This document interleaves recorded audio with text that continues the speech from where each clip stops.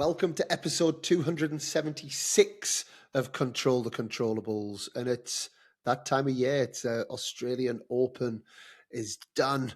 It's now time to get the panelists to see how did we get on with our predictions beforehand, talk through all of the storylines and what storylines we have. You know, young Carlos Alcaraz, age 22, 7-time major winner, you know, career Grand Slam, and just so much that went in to that over the last 2 or 3 weeks. And then also Rybakina, you know, we didn't talk so much about her beforehand. We should have. Now is a real candidate to be pushing on to be that world number one, someone who Sabalenka doesn't like to play, seems to have her number a little bit, and obviously played in a fantastic final as well. That and so much more. I'm joined by Freddie Nielsen and Kieron Vorster, and we have a fantastic conversation over the last 2 weeks in Melbourne. Hope you enjoy. I'm going to pass you over to our Australian Open panelists.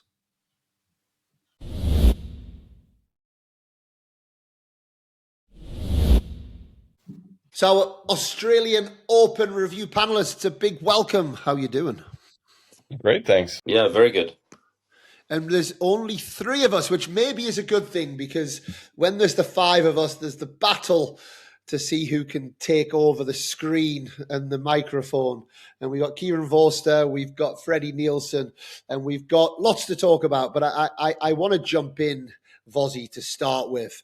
I don't know what superlatives to use, really, because there's so many for Carlos Alcaraz. But I want to start with Carlos Alcaraz in a position where it looked like he was cramping, in big trouble against Alexander Zverev. From my point of view, someone who sees tennis through the eyes of a normal human being, you're cramping, you're in that position, you're down and out. I gave no chance. I was on the flight, I lost Wi-Fi. I fully expected to find out that he'd gone out of the Australian Open, and I found out that somehow he'd won 7-5 in the 5th set. How did Carlos Alcaraz do that? I mean, obviously, great champions know how to dig deep. They know how to find that just extra bit that us mere mortals don't have. Yeah, and I mean, obviously, he turned it around, but yeah, it was a superhuman, gargantic effort by him. Obviously, being in that situation, and I think pickle juice may have helped him along the way. But if you're cramping like that, do you not need time to recover? Is that something that you can recover on the job? Is pickle juice that magic? No, it's not that magic. I mean, obviously, there would have been adrenaline flying, which probably got him over the line eventually. But, you know, and then obviously he would have been hurting on Saturday. He never practiced Saturday. I don't think he even came to the site. And then so he, you know, and I think Novak did the same thing, and so they just hit on Sunday as a warm up. So what he would have done is you'd have used the maximum amount up to the last second to recover to get in the best shape possible for the final. You know, it was an incredible effort by him, and obviously his support team to I always say the ability to perform is dictated by the ability to recover. So the whole recovery strategy would have been in full effect, you know, on Saturday and into Sunday for him to be ready. But obviously in the match you've got, you know, there's so many different things, emotions, adrenaline. You just dig deep. You would have found a way just to get that extra bit of energy. He'll probably look back and go, how did I pull through that? But he did, and you know, the rest is history, as they say. Did Zverev help him, Freddie? You know, we talked a lot on this show about Zverev. You know, can he win a Grand Slam? You know, it feels like that was his moment, right? Serving for the match in the 5th set. You know, we've known from time to time he's not being able to go through the door when that door's open. Is this going to be a one that he's going to be hurting from? I know he put a brave face on. Obviously, it was a gigantic effort by him as well. But is this also part that Alcaraz was lucky to come up against Zverev, who's not quite ready to go through the door in those key matches? That's not how I saw it. I think obviously a big thing for Carlos was that he was up 2 sets to love when he started to feel the effects, and And the match came to the conclusion, he had enough time to kind of survive and fatigue Zverev. And for me, in my point of view, it was all physical. At the end, Zverev was gassed. Like, he was not getting pop on the serve. He was not moving particularly well after the first ball and making some easy mistakes that he usually doesn't make. He wasn't very animated physically. And the way I saw it, I just thought he was physically gassed. You can say he helped him, but I actually felt like he was in a good frame of mind. I thought the hold to 5-3 in the fifth was fantastic. And I thought, okay, got it over the line there. Carlos had a few break points, came up with a huge forehand to end the game. I actually felt like he was mentally in a good frame of mind, and maybe that's why it wasn't. It might not hurt him as much this time, because he was. I think he was just dead, like physically toast. And when it comes to that, that racket speed Carlos has is a little more natural, whereas Zverev's is a little more, big swings, heaviness, and might not be as easy to generate that kind of whip on the ball that Carlos does. And I think that kind of made the difference at the end. He had some fantastic shots, and obviously when you've been on the court for that long, you just need a bolt of energy, and Carlos was really, really feeding off the crowd as well. I think he did well there. It was maybe a bit much at the end, kind of celebrating like he scored a goal in football every time he won a game, but I don't think it was too bad. But I think he did a good job for himself, feeding off that energy and using whatever he could to generate whatever adrenaline, mentality, belief that he needed to win that match. And obviously, also when you're that tired, it can be tough to see the end of the tunnel when you have to win a whole set. And the third and the fourth were obviously very close sets, but he had a cushion somehow because he had the first two sets. But at the fifth set, 5-3, it's kind of now or never, and there's no way back. And I think it was a whole combination of things, and I don't actually think that Zverev had much to blame in this situation. I think he actually, I was impressed by him. And Vozzy, another, I guess, medical question, really. Obviously, Alexander Zverev is, I believe, 28 years old. He's been around for a long time. It feels like this is the most we've heard about his diabetes than in any time. Obviously, he's been dealing with that for a long time. But it feels like it's come to the forefront, and that's something, maybe he's bringing it out so that we can respect him a little bit more. Rightly so. I know, how big of an impact is that on Zverev, you think, in a match 5 hours 27? Huge. Yeah, huge.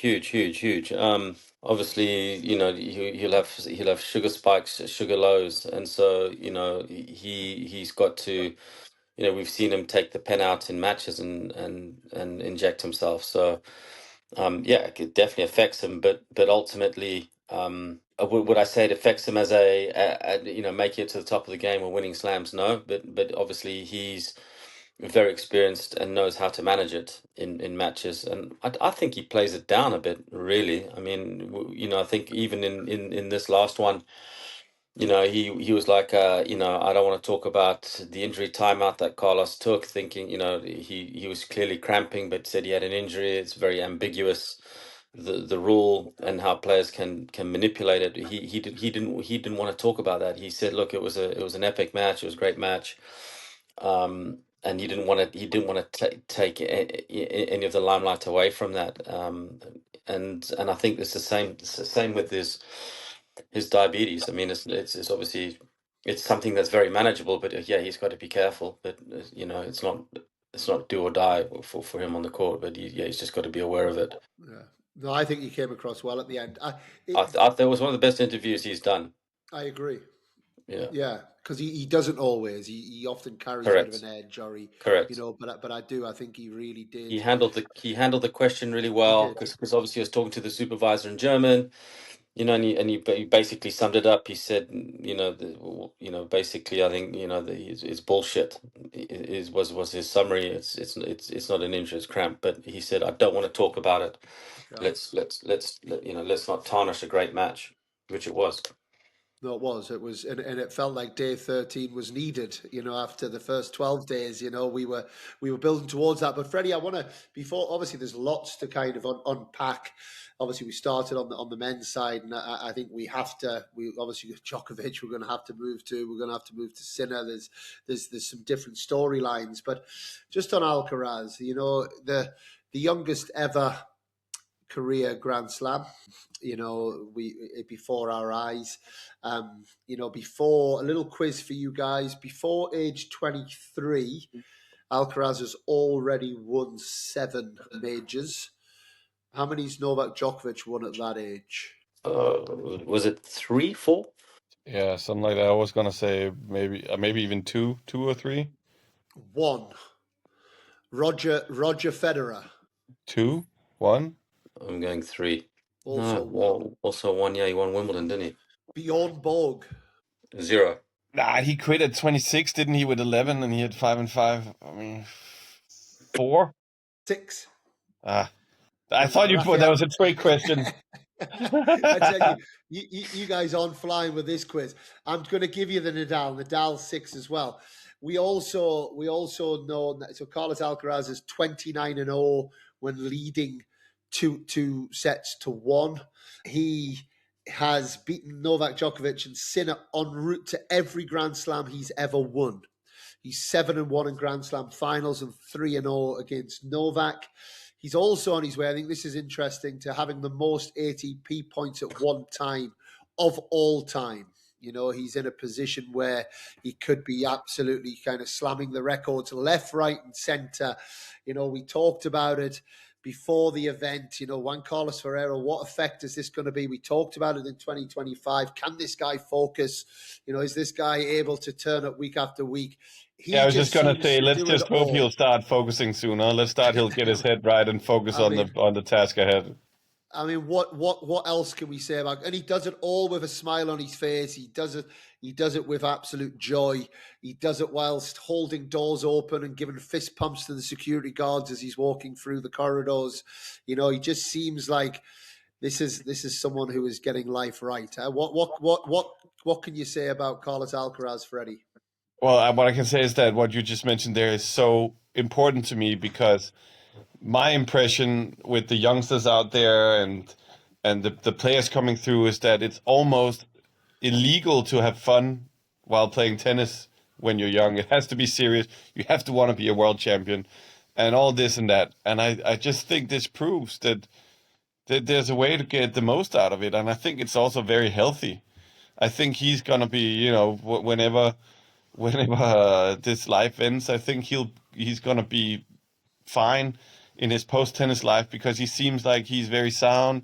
He's got his friends and family, and it makes it, I think it's so nice to see in a tennis world that's become pretty sterile and PR manufactured to see a little bit of life, a little bit of joy for the profession, and go out and say that he needs to party with his friends and all this. I'm all for it. I'm a big fan of it, and I think the world needs a little more joy, especially the world of tennis. I want to see more joy. I want to see people enjoy their tennis more. I don't want to see 13-year-olds being in such agony because it's such torment for them to play tennis and watch matches and feel the pressure of their parents and surroundings and whatnot. I prefer to see this. This is inspiring to me. This is a role model. You can say, hey, look at Carlos. You can say to your kid, well, the world's best player does it. He smiles. He enjoys his life. He works hard. He works as hard as anybody, but he enjoys it on the way. So I'm all for it. Love it. A few words, Fozzie. Carlos Alcaraz. Yeah, I mean, as long as he keeps perspective, right? You're a long time retired. We know what happened to Bjorn Borg at a very early age. As long as he's got the right advisors around him, and the right circle around him, that he can continue to enjoy what he does, but have the right balance. The balance is the most important thing, and so I don't want to see another sad story where we don't see much of him after the age of 26, 27. For whatever the reasons. So, that's a combination of what's happening outside of tennis, managing his tennis load and volume, managing the team around him. I mean, the team, I saw it's massive. It's huge. I mean, I didn't realize huge. Yeah, so that's big. So I think there was 11, 12 people there. I mean, it was like a football team. Gone are the days where it's just the coach and the player, or coach, player, trainer. I couldn't believe how many people were there. So yeah, it's just managing that and managing, which I'm sure they can have the right people there to make sure that they haven't got hangers on, etc., or people there for the wrong reasons. Do you know what though that hits me, because I've just got back from Melbourne. There is a big team, but I often see him without them. So I often see him, like sometimes you'll see players and they're walking around and they've got their entourage constantly walking with them, or they're bringing food for them, or they're almost kind of doing everything for him. Whereas I'll share a really quick little story that I think for me is everything about what I love about Carlos Alcaraz. And there's a couple of guys, actually one that trains at my academy, Tom Linley, and then Adam Jones, who's also going to be coming onto the pod. We might even get him on later, actually, in this episode for 10 minutes, because he was warming up Carlos Alcaraz and Rybakina for the whole 2 weeks. And it was before the semi-final that Gabby and Louisa were playing, and I was getting an espresso for Gabby. She was getting a taping and all of those things. So I was up at the coffee bar, and Jonesy and Tom were there. And as they were there, Alcaraz walked with his plate of food. And sorry to spoil your nutrition, Carlos, but he had a massive plate of chips. He had like a steak and like big French fries. This would be the day before his semi-final. It wasn't the day of. And as he then walked past, he came up to Tom and Jonesy, because he's been hitting with them, and he just fully came over. He came over, he said hello to me, but he was literally just bantering like they're all the same age, 22 years old. And there was all of this banter flying around, basically about the practices, about how it's been, how he's handling the spin that Jonesy's putting on his forehand, and how he's doing this. And it was just such like light. He could have just been one of the hitting partners. There was no difference. There was no like feeling of anything, of like the humility, the just everything about it, and not one of his team was in sight. And then off he goes. He has his food, and I think that normalization is what we see with Carlos Alcaraz, that we just don't see by many. So I do think he's in good hands. I do think he's also got his head screwed on. And obviously lots of things can happen in this world, but I certainly don't see this story going downhill from a mental health or welfare perspective. Injuries can happen and things can happen, and touch wood, they won't. So if, let's say, he does stay fit and healthy over the next 10 years, do we start talking about him, that 24 number, not feeling so far away? No, it's too early, man. It's way too early. I think the next, I say the next 4 years, 5 years, will have a big say in where he'll end up with the slam count. In my opinion, a lot can happen. But if we there's also a lot of wear and tear in a very young age, physically. Yeah.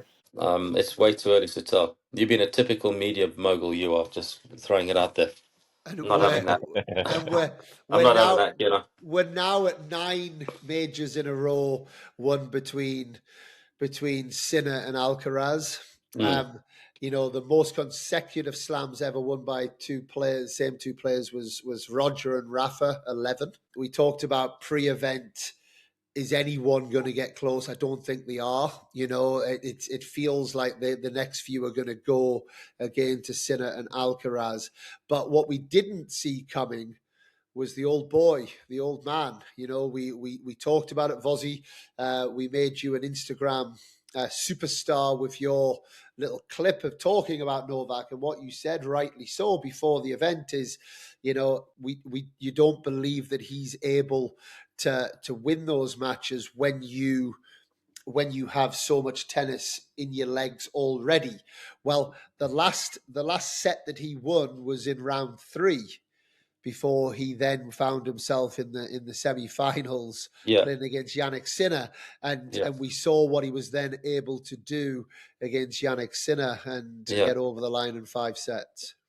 Yeah, I still stand by what I said. I mean, obviously, round of 16 walkover, and he was down 2 sets to love against Musetti. So, I think all of those put him physically in good stead going into the semi-finals. I think it would have been a completely different ball game if he had played 5 sets in round, or 4 sets in round of 16 and taken Musetti to 5 in the quarters. It would have been he would have had too many miles on his legs, and then I think that just playing that 1 5 setter against Sinner, which by the way was an unbelievable match, and it was like winding back the clock. But then Novak couldn't recover quick enough and be the same player again playing Sinner against Alcaraz. But then also having said that, I think Alcaraz has too much variation on ball flight and ball pace that basically messes up his rhythm versus say somebody with Sinner who's hitting it flat all through the air. And then Novak's backhand line was a key shot through that whole match. But yeah, no disrespect, but yeah, I mean he's 38 and these guys are in the early 20s. These guys by just nature forget going in hypoxic chambers and doing all the oxygen tests or whatever, but just by age they're going to recover a lot quicker than a 38-year-old. And Novak finished at 2 in the morning on 2 in the morning on Saturday morning. So his recovery time, and he didn't look physically as on it as he was in the semis. Like And he also, played the when you semis. finish at 2, right, Vasi, what time do you go to bed then? Probably around So, 7. yeah. So, I mean, Wayne Ferreira played Richard Krajicek when I was working with Wayne, and by midnight he was down 2 sets to love, and Wayne won in 5, and so we finished at 2:30. Then we did our cool down jog in the underground car park at Rod Laver Arena. Then he did press. We got back to the hotel at 5, and then he did a full body massage, so I was in bed at 6. And then on that Saturday afternoon, so he played on the Friday, the third round. Then Saturday afternoon, him and Dave Adams played doubles, and then on Sunday he was playing Kuchera, the Miloslav Machir cat, and he was gassed. He lost in straights. Wayne lost in straights then. So to answer your question, and back then the recovery modalities and science used was nowhere near what it is now. 20, 26, 27 years on. But we tried our best within that. But yeah, you're going to bed at that time. You're behind the 8 ball straight away. And Novak probably didn't get to sleep till probably similar time, maybe 5, 6 But o'clock. Once also he's the adrenaline and the thinking of all of that, points. all It's hard. It's of hard. that. It's one thing going to bed. It's another thing sleeping. Yeah, and then there's nothing sleeping, nothing having good sleep. And then all you're doing that whole day on Saturday is firefighting, completely firefighting to get ready. And yeah, he gave it a great shot, but yeah, he was, in my opinion, he was a different player in the final. But He just started based on very well though, Freddie, and it seemed in the final it seemed very, very clear, right? He was going after Alcaraz's forehand, a very, very clear strategy. It was working for a while, right? And you could even, Alcaraz was talking to his box, what do I do on my forehand? I'm struggling on my forehand. My forehand, his comments to his box were very forehand dominant.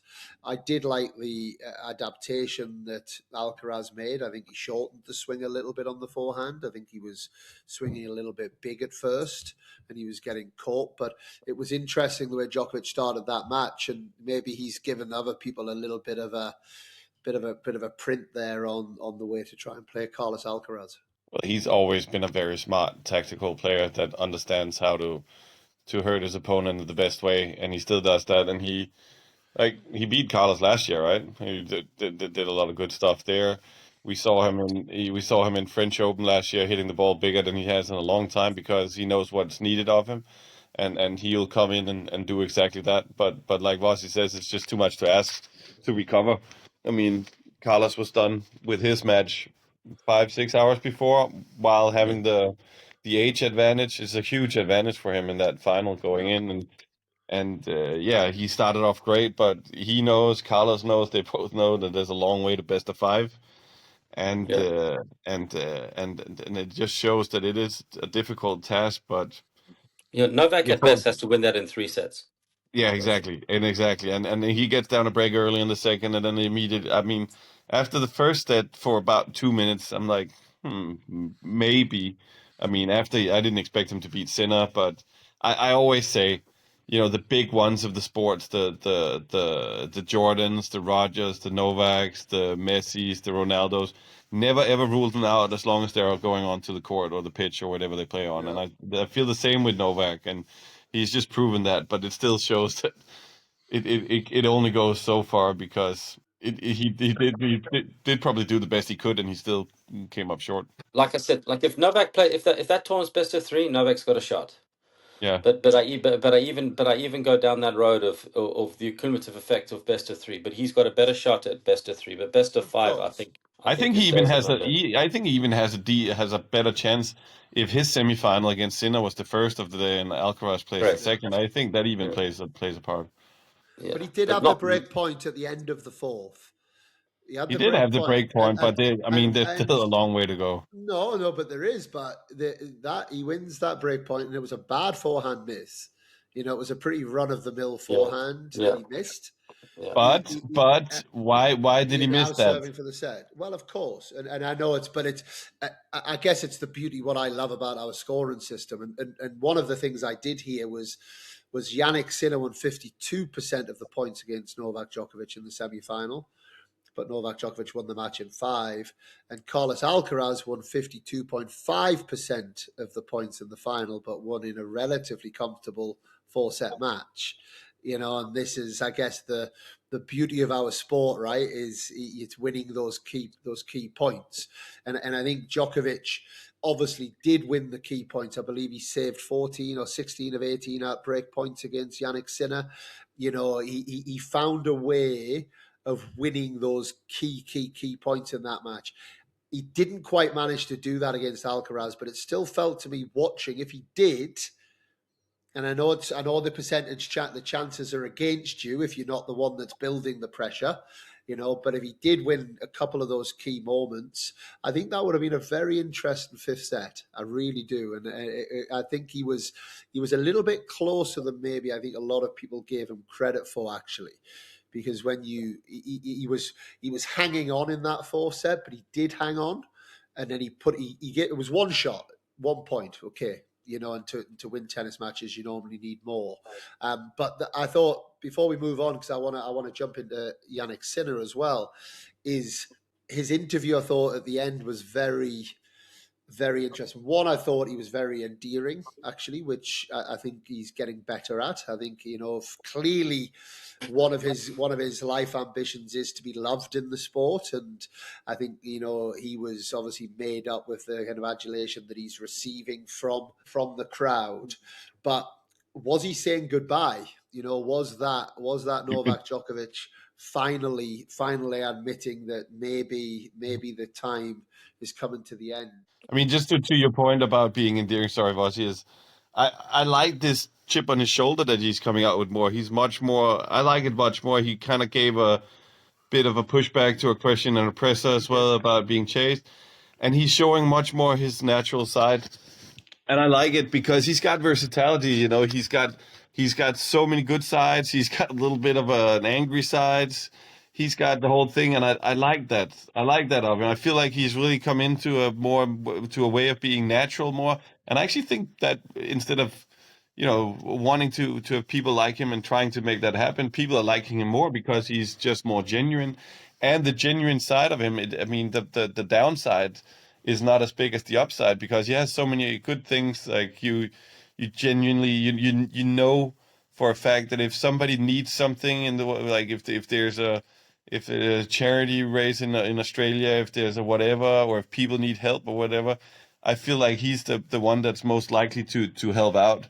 So it doesn't bother me that much when he gives a little bit of a spiky answer or has pops here and there, because that's part of it. I like that side of it, and I think it's definitely helped his legacy. And Was he saying goodbye? I don't know. Too much interpretation into these interviews. I don't give too much. I actually don't like the post-match interviews. I always turn away. I find them cringeworthy, to be honest. Yeah, for me that was just theatre. Yeah, just creating emotional drama at the end. I mean, I don't think he's going to be Novak's. I don't think Novak's going to say at the end of one tournament, right, I'm done. I'm not playing anymore.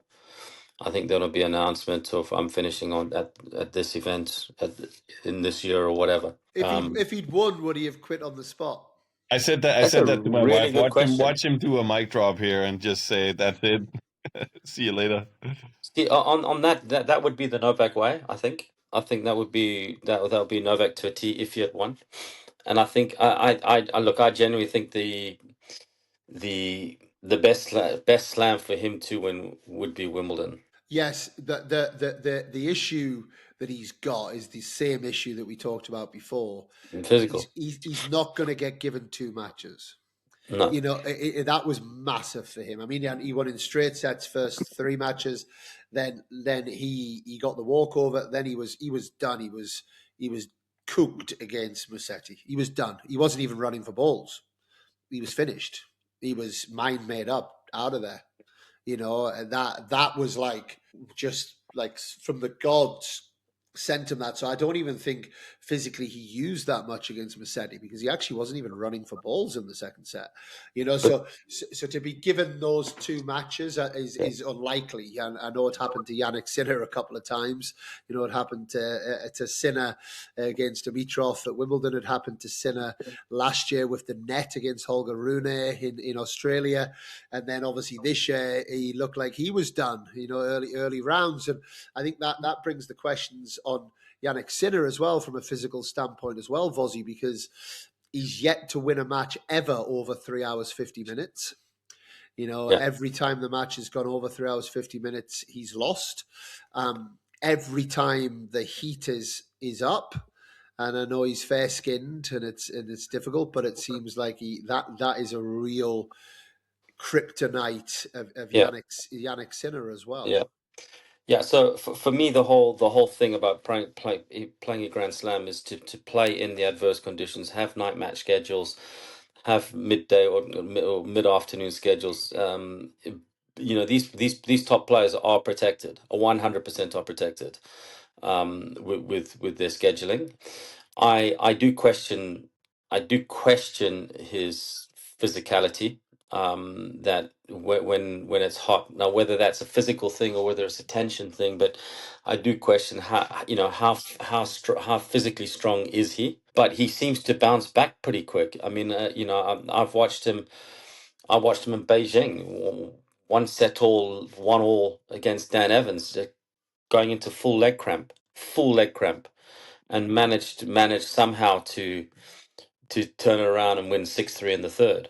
But I do question. I also just question his pain threshold as well. Like, you know, and I remember Darren Cahill talking to me in Vienna indoors, saying that's one thing that they're trying to improve with Yannick is you know the physical visuals that he shows to the opponent, and you know how bad is it, and is it necessary to be like that? But yeah, but I mean, I think I think he could, but you know, he's a wiry physique, but I think he could obviously get fitter and stronger. Yeah. Do you think these guys are, because you can get like things like you can get IVs if you get a TUE, which you have to be careful then. Yeah. Yeah, you have to be careful, but you can get if you get a TUE from WADA and from the tournament to say, okay, this is needed. Do you think in that situation where this is needed for what? Alcaraz, let's say Alcaraz and Sinner, the cramping episodes. Do you think that they would have been given IVs after that? Ooh, they would have to clinically be signed off for the reason for that it was potentially for a health scare if they didn't. I'm not too sure. Also, I would be worried about what they're putting back in their bodies. Well, yeah, often they're just kind of these saline drips, right? the saline drips, yeah. But Because you'd want to put in, like the. I mean, look, they've all got these, they've all had their blood analyzed, their sweat analyzed, so that they'll have the right mix of electrolytes, specific to their specific bodies that they need to take in, and they would have had the sweat swabs. But obviously, I remember Rafter used to cramp a lot, but he had sweat swabs done and stuff, but they never really came conclusive on the reason why. You just had to manage it, and look after it. But yeah, I mean, look, it wouldn't surprise me if it came out that they had IV drips. But the reason I asked the question, so Gabby Dabrowski, so Gabby got a stomach virus halfway through the tournament in Melbourne and was in quite a bad way, diarrhea, vomiting, and in the quarterfinal match, when she finished the match, they won 6-1, 7-6. If it had gone to 3 sets, she was done. She was done. She could barely stand up. Then they were playing the semi-finals the next day, and she wasn't keeping any food down. And when we went to speak to the doctor to see what could be done, basically we were told nothing, but they would like to maybe put an IV in to help replenish. However, it's going to take 3 or 4 days to get a TUE come through from WADA. And in my head, if you've clinically decided or can see that the player for very, very valid reasons needs that, and it's very legal, and I would imagine if that was Alcaraz and Sinner, they wouldn't be waiting 3 or 4 days for that. Yeah, so I was just about to say, why is it taking 3 or 4 days when we've got electronic communication and phone calls and WhatsApp, etc. And the reality is, and Gabby's a warrior, and she went out the next day in the semi-final under still in, and then she at 3-1 up in the third set started cramping and was that wouldn't be normal in doubles, but she just had nothing in her system and was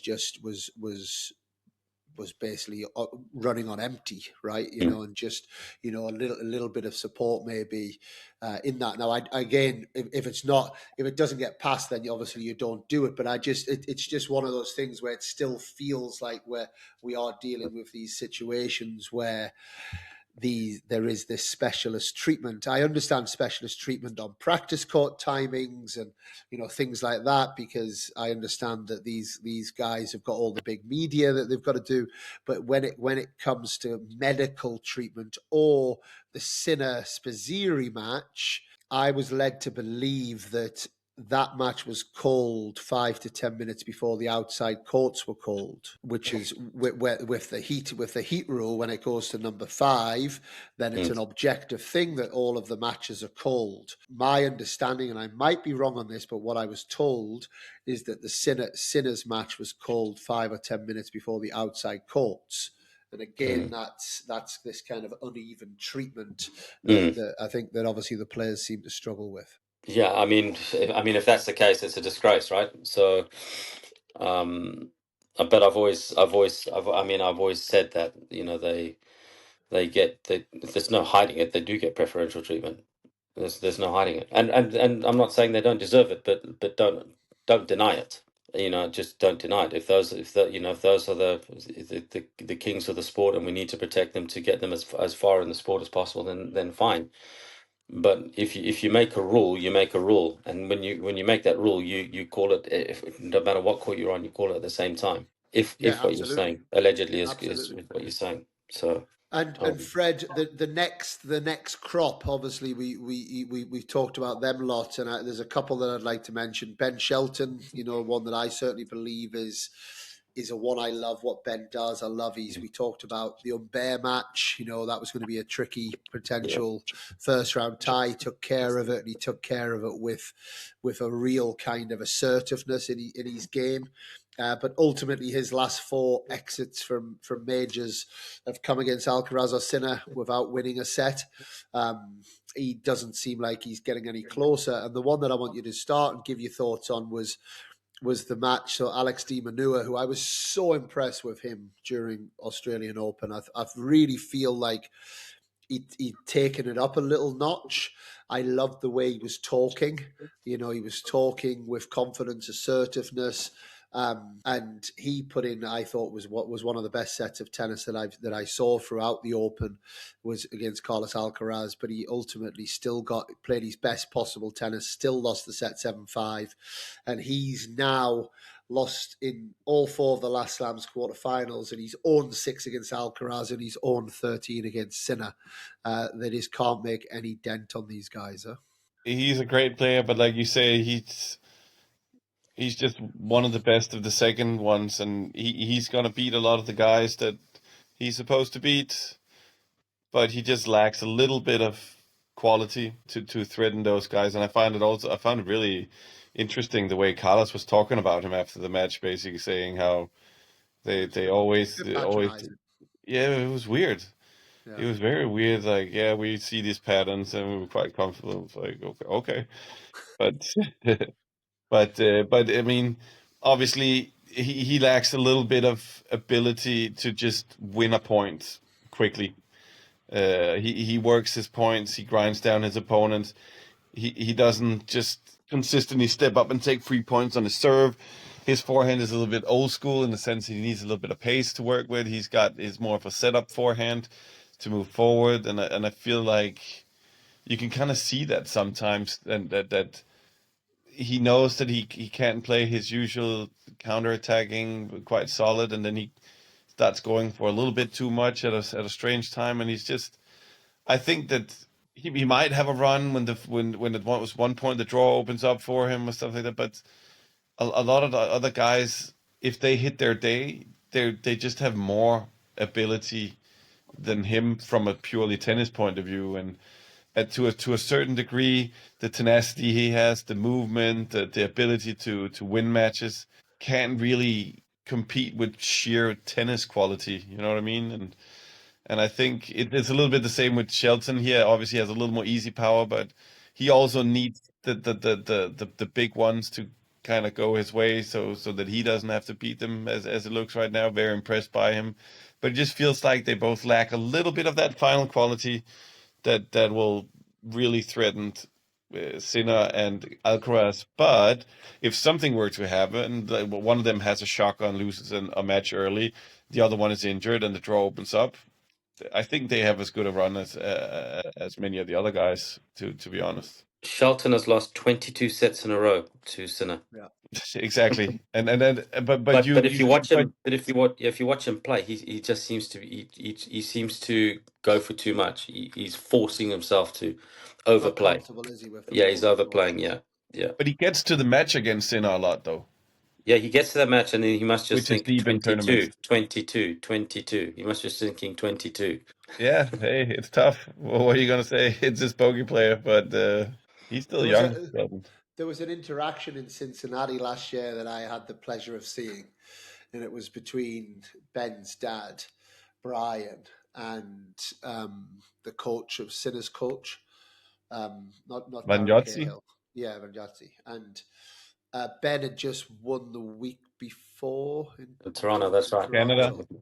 Yeah, and he came up to Brian. I was actually speaking to Brian at the time when he came up and he said, "Hey, massive congrats, amazing," And Brian kind of, in his very humble manner, said, "Yeah, but it's not the ones that you guys are winning, like, and the big congrats of Wimbledon, and there was kind of a really nice interaction." And he turned around to Brian. He said, "Look, if you look back, it wasn't so long ago that Yannick was struggling to win those events.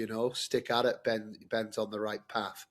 And I thought it was a really nice little interaction, but it does feel that there's quite a big distance. But I just want to bring it quickly back to de Minaur, because it's something that it's more of maybe a bit of a coaching message, really, if there's players listening to. But it probably, like, one of my big takeaways, or one of my big, we have confirmation bias when we start thinking of something, and unconditional effort is something that I I'm big on, but it's like Alex Di Manuel. That's the biggest thing I love about him. I think he's one of the only players on tour. There's also Marcelo Aravello on the doubles tour who has this, and I was lucky to sit in his box because he was playing mixed doubles with Louisa, where it is completely unconditional. And so many of the players, even that I'm watching at Australian Open, there is a condition to their attitude. There is a condition to their effort. There is a condition to what they're doing, you know. And then you go down to the juniors, and it is so conditional. I do this when I'm playing well. I do this when the score's going right. I do this when I feel 100%. And I just think Alex Di Manuel is absolutely a player that we should be singing about from the rooftops, because he is just the ultimate that I'm seeing on the singles tour right now in terms of what he is bringing to every single day, and there's going to be no stone unturned. You know, he's going to keep working. He's going to keep working, and I would absolutely love it if one of those draws opened one day, and we could see Alex Di Manuel lifting one of those big trophies. Yeah, I mean, I totally agree with you. I mean, I use A&E, unconditional attitude and unconditional effort. And what I mean by that is attitude positive at all times, and effort should be no less than 100%. And if you have a player in any sport that gives you that, you can't ask any questions of him or her. That you know, they may not have executed the plan, but if they execute that A&E, then as a coach, what can you do? There's nothing more. There's nothing more you can do. Yeah, and I think Sinner's first Masters series was in Canada, and he beat Dimmer on the final 4-1. I think that was the first one that he ever won. So yeah, it's just ironic, but yeah, look, it's unfortunate because I think there is a gap in general. I think the gap is very big between Sinner and Alcaraz and the rest. But there are days when you play good, you can get close to them. I mean, look at Zverev as an example, but and Novak, Novak had his day in the sun in the semi, but I think as a general rule, they are just better than everybody else, and everybody else needs to look at why they're better and what they need to do to get to bridge that gap. And they're just having that dominance, like the previous generation had before, when players, and they're going up and they're already a set and a break up before they've even served. People don't believe they're going to win. There's a little anecdote on the unconditional effort. So with Aravello, so before the event, not many people knew about this, but obviously we saw the 1-point slam, which I think everyone loved. That was a big hit. But they also had a mixed doubles showdown, which wasn't highly advertised, but it was 30,000 US Aussie dollars for the winning team, and there was only 6 teams that got in. So Aravello was playing with Louisa Stefani, Gabby's partner, and they had to. It was 10-minute matches, and they had to draw their last match to make it through to the final. Mm-hmm. And they were 13-6 up with 10 seconds to go. And John Piers is serving against Aravello. Well, majority of tennis players would play that point, but they've won, right? They're 7 points ahead. They can't win 7 or 8 points against them in 10 seconds. So Piers hits this kind of sliding serve down the tee. And Aravello kind of stretches for this forehand, like full grunt, fully locked in, like it was like the last point he's ever going to play. He makes it, and then Gadecki is at the net and knocks the volley past Louisa. But Aravello keeps on running, and he's like, dives for this ball. And he misses the forehand, gets to it, but misses the forehand in the net. And I looked at him, and he's annoyed that he's missed. He's in that moment. And then the umpire was like, time, 13-7, Stefano Aravello. And then he walked up and he shook hands. And for me, it was like, that was it. That was the moment that you just do not see in our sport. It did not matter to him that it was a mixed double showdown. He was on a court, so he was going to give his absolute best. So he became my hero, basically. I've coached against Aravello, but being like on his side. So in their first round, I'm sat in the box, And I'm like, I want to get one of these Vamoses that he gives to his box. I need to feel this. So every point I'm like, Vamos, Marcelo, Vamos, Vamos. And first 4 games, he didn't look at me once. And I'm like, geez, right, I need to change my tact here. So I started calling him Cello. I'm going to go with what most people call him. So then I'm like, come on, Vamos, Vamos, Cello, Cello, Cello. 2 games, doesn't look at me. And then they go 5-2 up. And he turns at me, looks me in the eyes, and he just gets his fist and he goes, Vamos! The top of his voice. And I was made up. I was completely made up. And then the rest of the tournament, we were going after how many we could get. We were getting 20, 25 in a match. He was fist pumping, he was chest roaring. And it was nice to just feel that sort of energy from a player. But anyone that wants to know what unconditional effort looks like, Alex Di Manuwa, Marcelo Aravello, go and watch them and model yourself on those guys. They deserve every bit of success that comes. Aravello is fantastic. We played him in Davis Cup a few years ago in El Salvador, and he put himself in the hospital, just absolutely destroying himself. And he played singles on the first day. The next day he started off doubles, 3 sets. Then he played the singles. He was down and out, and he won in 3 sets. It was very humid, very warm, and he was destroyed after the match. I mean, destroyed. And he still wanted to come out and support his guy at 2-all, So they put him on a plastic garden chair, and 4 people carried him out so that he could come out and support his guy. And after a few minutes, he had to give in. He's like, I can't do this. And he was, the poor guy the rest of the day. But I know exactly what you mean. Fantastic guy. He's the guy you want to go to war with, that's for sure. Absolutely. Well, we were just like, okay, this guy was, amazing. And before we move into the women's event, Vozzy, we're talking about Aravello and the doubles, and obviously on the men's side we have another British winner. Seems like it happens pretty much every event. Neil Skupski now moved up to world number 1. Christian Harrison, a new partnership this year. I must admit that was a partnership I saw and thought, they're going to be really dangerous. I think they were the best team throughout the event, and now, as of today, I believe it's Neil Skupski 1, Lloyd Glasspool 2, Julian Cash 3. The Brits just continue to smash and completely dominate men's doubles, Vozzy. Yeah, I mean, it's obviously great for British tennis. It's great for the LTA, and the support staff that they use at the LTA, probably more the unsung heroes outside of Louis Caillet, the people we don't hear of. So yeah, I mean, it's great. It's a shame for Joe Salisbury, yeah. So for every action there's a reaction, right? So it's going to be interesting to see what he does when he picks up a racket and starts playing, and who he can hustle. But I very doubt that Neil will be available. Some options, but not Neil. I don't think won't be an option. No, I would say that ship's left and sailing pretty well. But on the whole, it's great. And a shout out to Luke Johnson as well, Freddie, and obviously we talked about it on our group, and obviously Calvin as well, who's normally on the show as well. What a great job he's done with Henry and Luke. But Luke Johnson is just, honestly, incredible. I mean, I remember Evan Hoyt, when I was coaching Evan Hoyt, that was 2017. They got a wild card into Wimbledon, and Luke was way off the level. That was in 2017.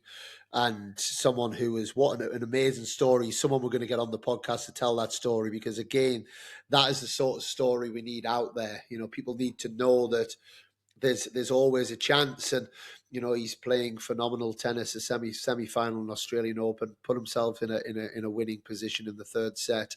But a massive, I don't know how much you've seen of Luke, Freddie, but an incredible story, and someone who seems to keep getting better and better as well. Absolutely. A great guy, fantastic attitude. I had the same impression you had. I played him twice, or at least twice, in 2018, and I did not see this coming. I got to be honest with you. But he stuck to it, worked well. Also credit to Cal. He's a fantastic coach. You can't argue that. And these guys, they just have solid heads on their shoulders. They work very well. They buy into the system. Obviously, you can really, I think, in doubles more than singles, you can surrender a bit to a system and a way of playing, where there's a little less room for kind of tactical flexibility or natural skill as there is in singles. So you can, if you really buckle down and you buy into it and you focus on executing it, you're going to get results. And I think that's one of the things the Brits have really bought into. They buy the scouting, they buy the tactical, they buy all the fundamentals that especially Louis has been a big proponent of, and you can just see it. And I think if you're looking to have scouting reports or see what's going on, you would go to Brits, because they understand completely what's going on. I think they're very also on the forefront of how the game develops and how it can be played. Louis has always been big on changing its attitude. Oh, now this is kind of what we're focused on now, this and this and that. And you can see Luke, he's not maybe the that's also one of the things, that there's room for both. I would say Luke and Neil are both not your typical British doubles players, in the sense that they maybe play a little bit more from the back. They're a little more flary, but still there's room for it. And yeah, Within the principles, they're still within the principles, but both. exactly. But there's ways to implement those principles, and I like it. And they're great guys. They're great representatives of their country and where they're from in the region, and they and their families, because they're great guys and easy to root for. Yeah, amen to that. And Vozzy Rybakina. Rybakina is the one. I wouldn't say that we didn't discuss it, or Do you she's think not one she that we stopped haven't. celebrating by now? Will somebody just tell her to calm down? I It's mean, like what was Lloyd that? Glasspool in Wimbledon, huh? Yeah, But exactly. she she's now had 10 consecutive wins against top 10 opponents. You know, like she's obviously WTA finals winner. There's an argument that, I know she's moved up to world number 3, but there's a pretty strong argument that she's almost becoming the one to beat going into the rest of 2026. Yeah, I'll definitely say that. I think started at the back end of last year, at the end of your finals. I had her or Anisimova as the one to win. I chose Anisimova, but I think I've always said that if she's healthy and she's on point, she is the best player in the world, because she's got the firepower, she's got the big serve, she's tough to play. And I stand by that. But the physical issues are, and I hope she's fine. I hope she's okay with all of that. And she's back with her coach. Well, he was never gone, but he's now okay to go back on the tour, and they're back winning. So well done to her, well done to her team. Yeah, and I'd probably say she was the best. She was the best player of that in that event and deserved to win. Of course, she was, because she won it. But just in terms of, there was no luck along the way. And there seems to be a lot of technical work that happens, Freddie, which again we kind of get told. We get told these different stories, right? If you haven't got your technique by the time that you're 12 or 13, you da. And but we did. But before matches or even in matches, and I like that we can hear coaches talking, but there seems to be a lot of kind of quite basic technical work that's done, but very detailed, but basic work done in the pre-match, but also there seems to be a lot of technical cues on the court. Is that something that actually just helps some people, and maybe for too long we've kind of gone down this road of saying you shouldn't ever be focusing on technique. It should all be about tactical or just playing the game. What's your take on that? I think it's very individual, situational based. What the situation calls for.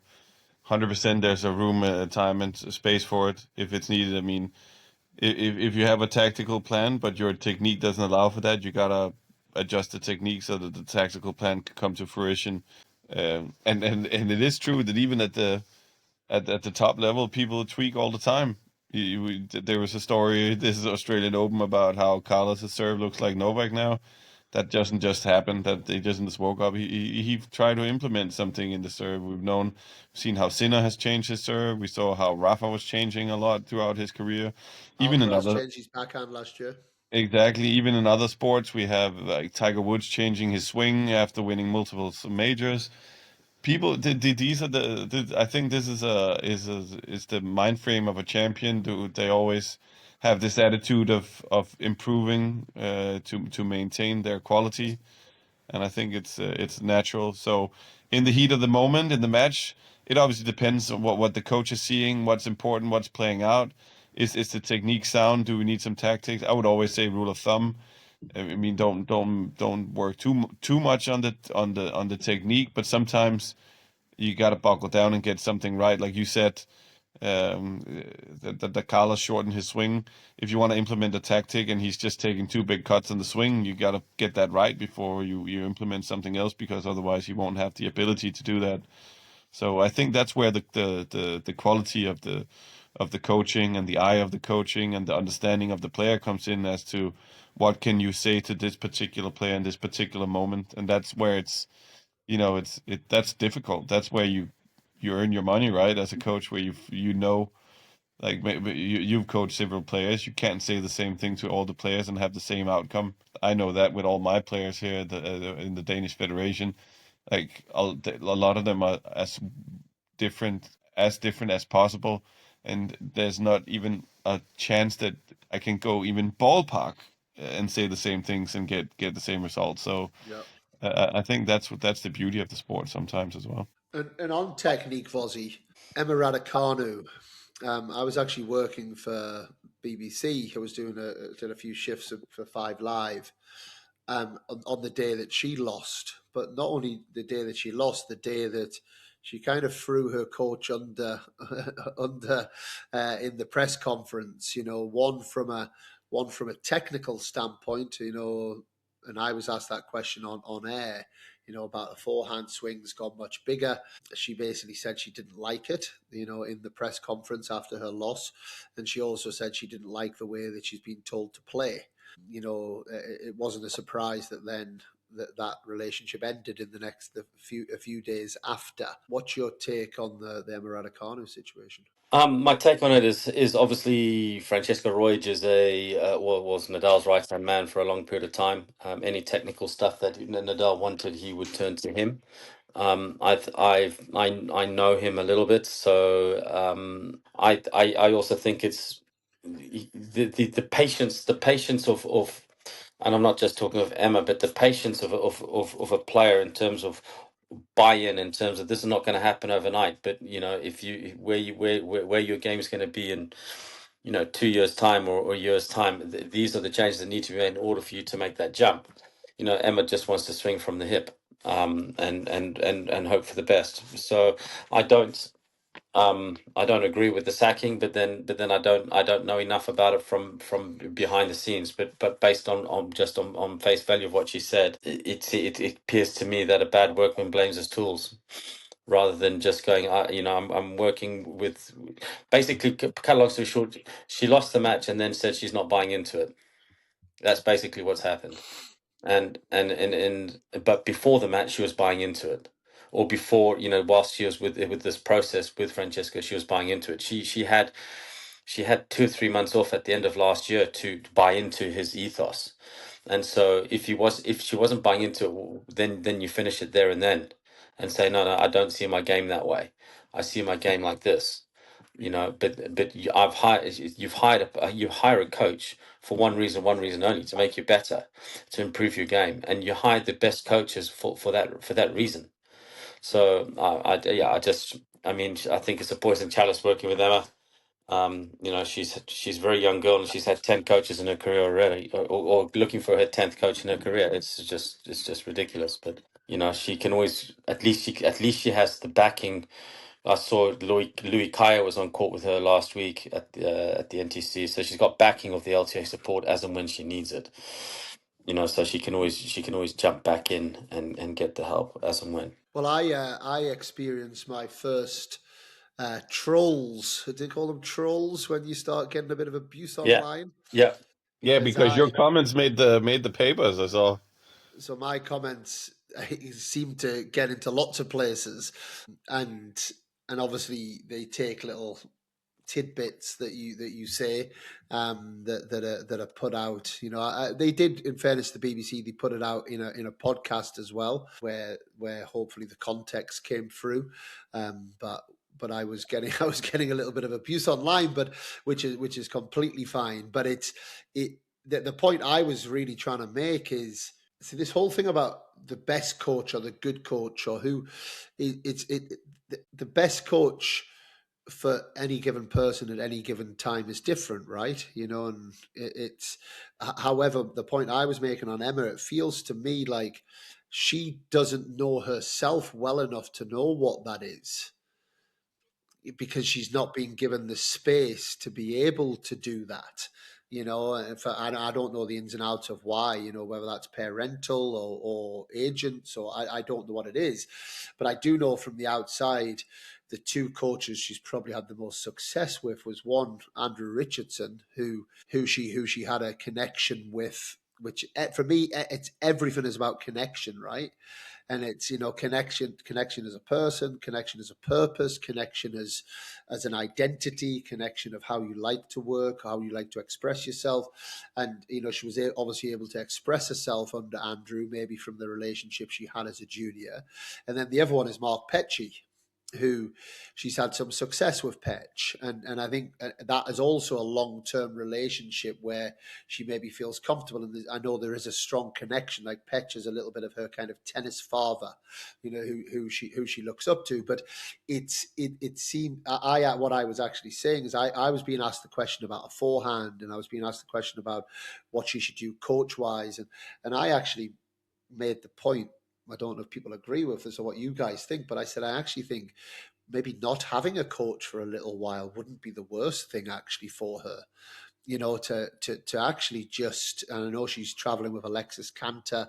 I would imagine that's more of a hitting partner situation, you know, this week. But something along those lines for a little while. Make your mistakes. And I was trying to connect it to, like, let's say Alcaraz. We've seen Alcaraz grow up, but Alcaraz is very comfortable in his own skin, and Alcaraz has made some errors. We saw it last summer. You know, Alcaraz had you know, there was the Cincinnati breaking the rackets. He wasn't really talking to his team at US Open that year when he lost to Van der Zandschulp. He was maybe going out a bit too much. He was maybe getting that wrong.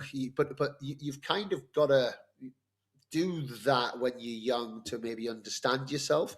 And it just feels to me that Emma Raducanu hasn't had the space to actually be able to make those mistakes and understand herself. Because then once you understand yourself, then you can put the best team in place for you.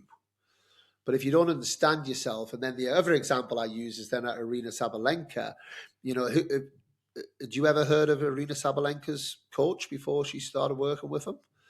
You know, like, but Sabalenka knows herself very well, and then she's then being able to build the team around her because she's very comfortable in her skin. And yeah, it feels to me like still Emma's got a long way to go, but until she's, I think looking for a coach to solve the issue is not the right way about it. I think she needs to solve some of her issues and problems and understand herself and grow. Yeah, but what are her issues and problems? I don't know. But what it does seem very clear is this: if you're still changing in quite a dramatic way the type of tennis you're trying to play, you know, how does Emma Raducanu want to play tennis? How does she want to express herself on the tennis court?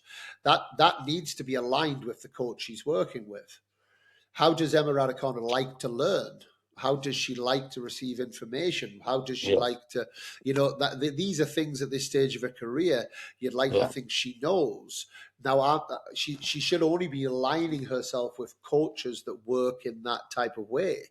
You know, and Reich, I'm sure, is a fantastic, amazing coach, but is he the right coach for a 23-year-old British girl who maybe doesn't know herself so well?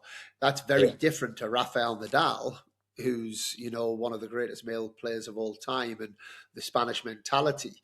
And I don't know, it just feels there's no space. She's not got any space in her world, and that's, she has to obviously take responsibility for that. And that was the point that I was making. The second point I was making is that she does come across quite soft. and that is for a reason. There's obviously a bit of a cry for help somewhere. Something's not quite right. There's a lot of validation excuses and things like that. We could probably copy and paste that conversation into lots of tennis players, right? It's not just probably Emma Raducanu that's dealing with those issues. But also, as an extension to that, she should also be aware of the fact that, okay, she's an attractive job from a coach, and she'll probably always be that to a lot of coaches. But the more this continues, some coaches will just not even want to give it a go because they'll be saying, well, why would I want to do this?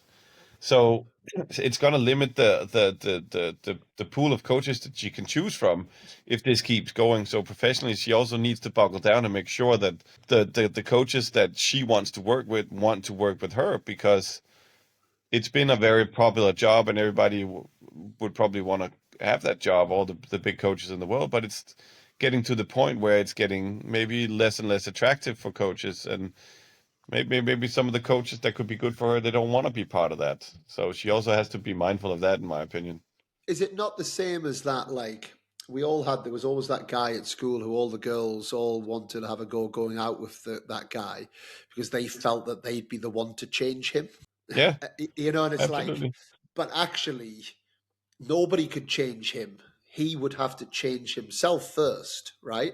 Before he's then ready to be with the girl, whoever that is.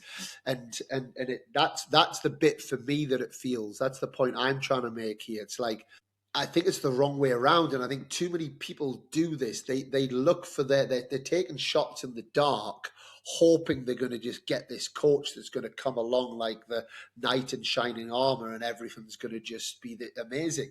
Whereas a coach's job is not that. A coach's job, in my opinion, is to add. It's not to create. To go even further than that, coaching is overrated.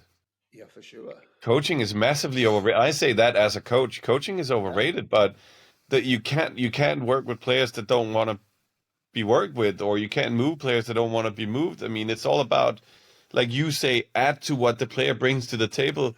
Like if you go out and, like you say, if Emma Raducanu plays without a coach, she'll probably do all right.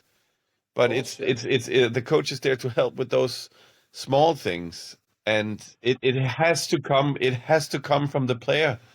It has to come from the player.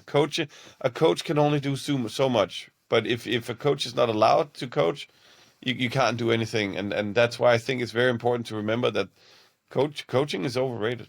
Or it's overrated in terms of being magic.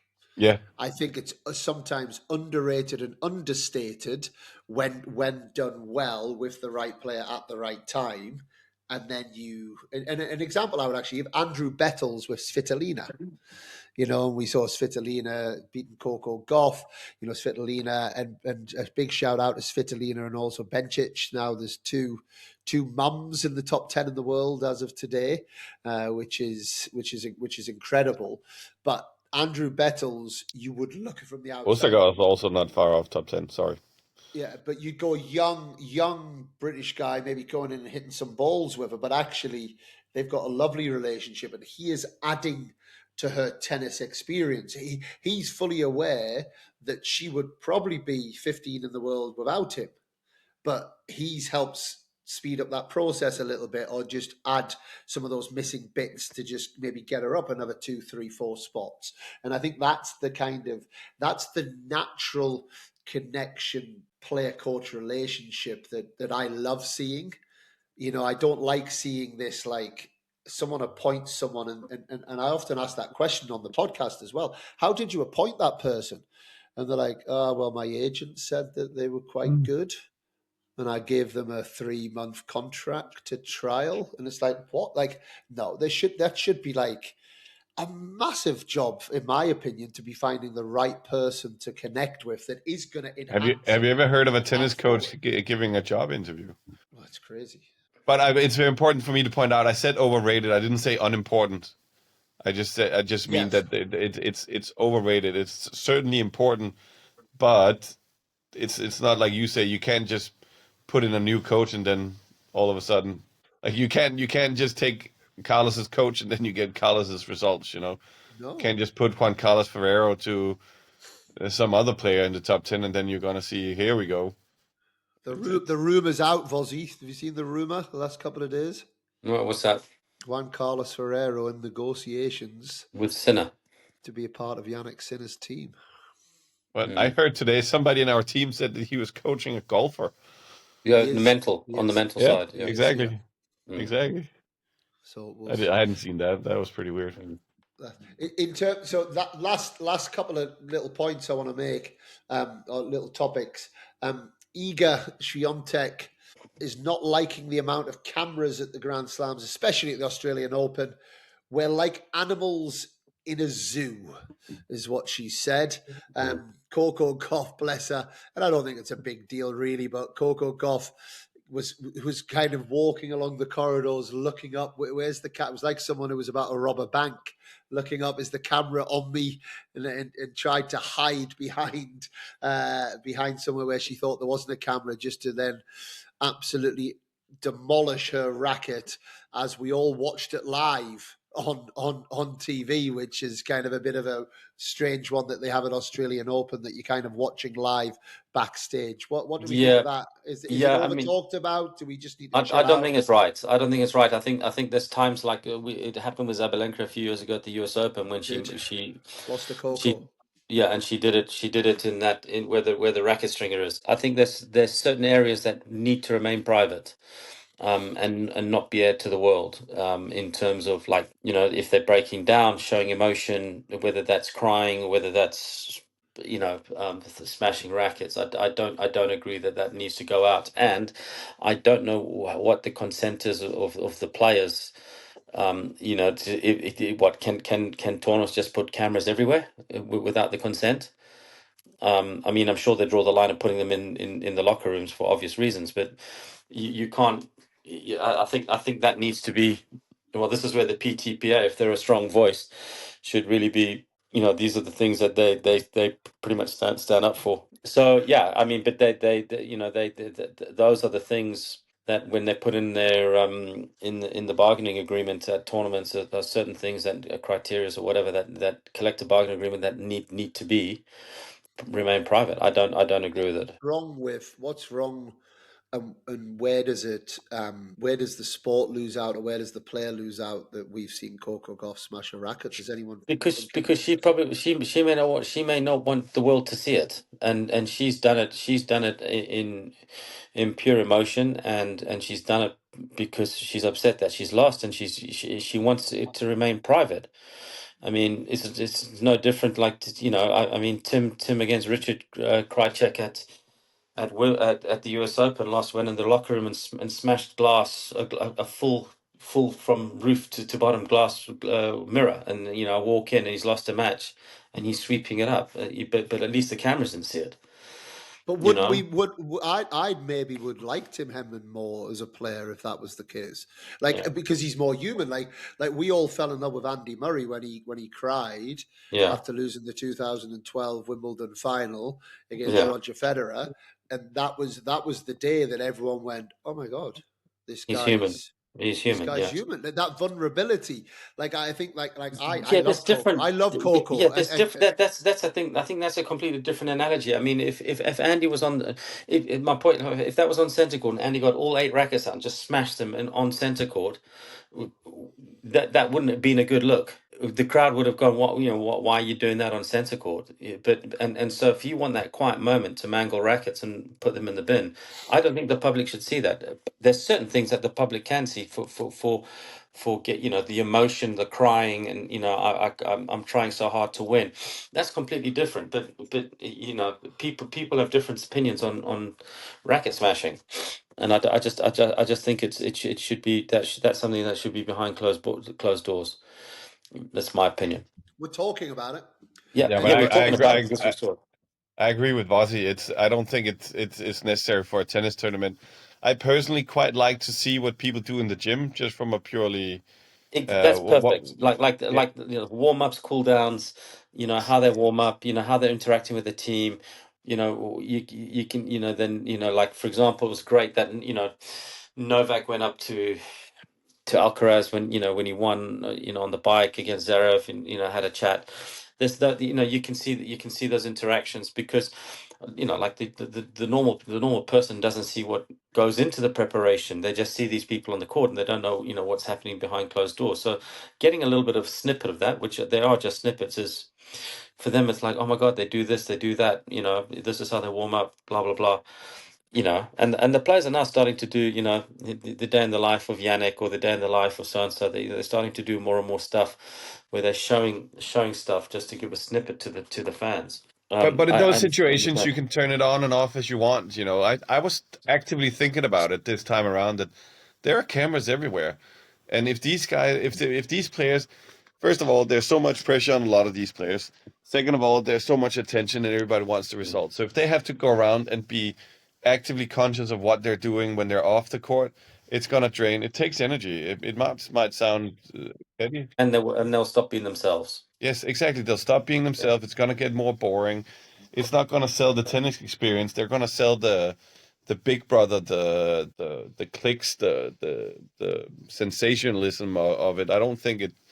I don't find it funny. I don't find it interesting. I don't think it's nice to see, and I don't think Are completely. you to the? And by the way, I don't necessarily agree with it either, but I am playing devil's advocate because I think Yeah. it's important we look at all sides. Are you to the market for that? I don't think you are. You're on No, the inside 100%. of You're the right, sport. but You two are on but the inside of the sport. But let's say someone who's flicking through the channels, and someone who's got options of watching different things, and that type of story might attract them a bit more to the sport. It might open up. I don't know. Okay, Coco Golf. Let me go and look a little bit at Coco Golf's Instagram. Let me do this. Maybe it leads. I don't know. I like I you're. said, I'm playing devil's advocate on that. But I that's think you're right. I think you're right, and it will attract somebody, and it's with it going with the time. But my point of it is, you can be above that. I mean, you're not trying. Tennis is doing great without it. I mean, you don't need that. You don't need to sensationalize it. You don't need those extra YouTube clips and all this. You can sell a different product. And if shit hits the fan and tennis is starting to struggle, we can have a conversation about it. But it's not struggling right now. I mean, I'm sure that it was the most visited Australian Open of all time. I didn't see the figures. I'm sure there's enough figures on TV. There's enough traction. There's enough social media content with what's happening on court. I mean, and then it's up to people themselves to create a narrative that does create something like that. For example, Osaka's entrance I thought was ridiculous, but then she can control the narrative and it creates a story. But it has to, and these video blogs or vlogs, whatever Vossi is talking about, it's something that they can control. They need to be able to have a moment where they have to worry about what's going on here, what's going on there. What if the people see me in this and that way? I think it's too much. It's too much Big Brother. I mean, it's a sporting event, and I think if you keep it at the sports, like I said, let's see what's going on in the gym. That's quite interesting. How do people work? Whatever. But the other stuff, it's too much. I think it's too much. I agree. Yeah, I totally don't. agree. I don't disagree. Yeah, Good. I agree. But it But look, I also don't disagree with you that there's a market for people that want to see this, but you can obviously you can control the narrative yourself by sending by controlling what you want to send out. yeah, but the You bottom know, line is TV dictate everything, and if that's what they want, that's what they get. I'm afraid yeah, they pay the big money, and the players don't have a say. exactly. But the La- tournaments they can say, but we're going to draw the line here. We want some privacy with the players. Yeah. Last couple of shout outs because it's important. Elisa Mertens and Shui Zhang, the winner of the women's doubles, big well done to them. Elisa Mertens also moves up to world number one. I believe that's her sixth or seventh major with 4 or 5 different partners. Fantastic doubles player.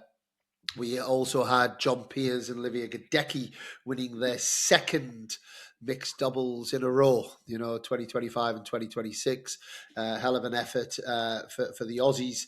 On the wheelchair tennis, we didn't quite have the Brits, didn't come to show so much this year, but the Ratha of the wheelchair tennis, Takedo Oda, won the singles crown. He's the age 19. He's the youngest man to concurrently hold all 4 Grand Slams titles across any format of professional tennis at age 19. Credible. Anyone gets a chance to watch him. And then in the women's wheelchair tennis, Lee celebrated a maiden Grand Slam title, defeating De Groot in the final as well. Before I let you guys go, 2026 has obviously started with a bang. We talked about it a little bit earlier, 12 days where I was thinking we were going to be talking about the 3 love sets, the 2 love sets. You know, we kind of had a record breaking. I remember, I think it was French Open last year or the year before. We had a record breaking 5-set matches that happened. That wasn't happening at all, but luckily the tournament very much came alive on the singles court. I think doubles matches were fantastic throughout, but on the singles court, it came alive on semi-finals and finals weekend. And it whets our appetite going into the rest of 2026. Give us a little storyline to look out for over the next few months before we come together, getting ready for Roland Garros preview in May, guys. Well, I think what's going to happen outside the court, we have some Carlos. Is he going to stick with his current coach? I don't think he's confirmed him to be the permanent coach yet. As of now, I think he's makeshift. What's going to happen with some other key coaching decisions, and can Novak keep up this disruption of the top 2? I think that's what to look for on the men's side, and on the women's side, I think it's very open. There's a lot of storylines to be won. I think the biggest one we're talking about now, everybody's talking about, is but more clearly, when is Serena going to come back? Because you don't enter the anti-doping system unless you intend to play. Nobody in their right mind would do that just because, maybe, or what. That is a pain. So Serena, I think will either come back on the grass or through the US Open swing. Wow. I think that would be my call. That would be a story. And then obviously we didn't talk about Sorana Cristia's handshake with Naomi Osaka in the second round. Yeah. Isn't that just week to week with some of these players? Yeah, a little icy. I think Jack Draper comeback could be a sensational story. Hoping he's playing this week in Oslo Davis Cup, and I think he will have a very good grass court season. He hasn't gone past round 2 at Wimbledon's yet, so I think this is the year where he'll make the breakthrough. I hear he's doing some really good stuff with Jamie Delgado and his team. So I think that will be a good story, but not till later in the year. I think Ben Shelton could be one that comes through. I think you'll learn a lot from this Australian trip in terms of what he's doing right, what he's doing wrong, and I think if he just plays within himself, he probably will get closer to these players than he actually thinks. He's definitely got the firepower to do so. So he's just got to play with a little bit more maturity. And I think De Minaur just needs a whole world of luck. Otherwise, he's always going to be that one who's in a top 8 finisher, which is still good, but. He's a good guy. He's got a good team, but there is a difference between him and the rest. Well, I've got 3 quick ones to finish us off. One, I think we're going to have the most consecutive slams won by the same 2 players, overtaking Rafa and Roger at the end of this year. I think we will see Alcaraz and Sinner move that to 12 by the end of this year and have a new record. I think finally on Control the Controllables, at some point on one of these panels, we're going to get some decisions right. You know, we're going to showcase a little bit of knowledge.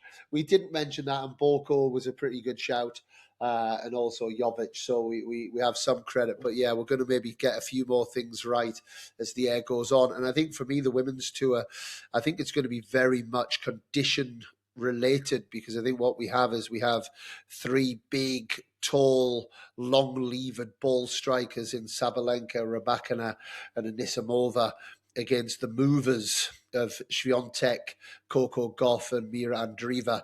And I think that's going to be the storylines that we're going to see, depending on court surface, court condition. Indian Wells obviously maybe favours the movers a little bit more. The clay court might favour the movers a little bit more, whereas our quicker surfaces and the hard courts, I think, are going to favour those long-levered big hitters. So I think that's going to be interesting. I actually saw an interview of Emma Raducanu today, and she was in Romania, and she was asked the question, if you could ask Simona Halep one question, what would it be? And she said, I'd like to ask Simona Halep, how did you deal with the big ball strikers, being someone who was a little bit smaller and couldn't probably live with that kind of strike? And I think these are some of the problems that a lot of the women out there have got to solve with the women that are at the top of the game right now, because they're just out hitting people in certain conditions. But I think we've got lots of excitement to come. I thank you both again for giving your time up. It really is appreciated, and you almost come across like you got a little bit of intelligence at times. A big thank you to you both, and Freddie, all the best with the Davis Cup tie with Croatia this week as well. Yeah. Thank you very Thanks, much. guys. Pretty good luck, mate. Thanks, Wazzy. Have a good one. Cheers, Thanks, guys. guys.